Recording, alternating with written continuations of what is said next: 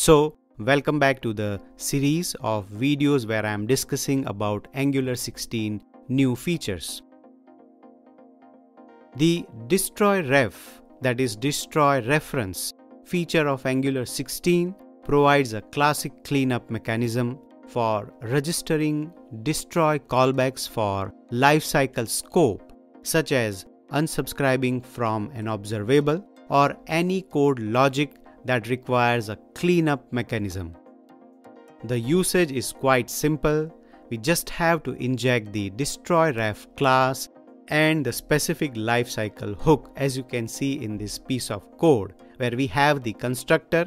Then I say inject.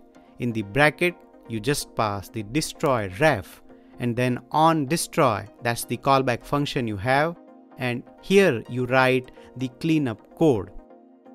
Now the code which you write here, that is getting executed at the time of unsubscribing from an observable, and it's going to execute the cleanup mechanism.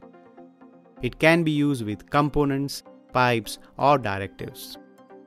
See you in the next video with new feature of Angular 16.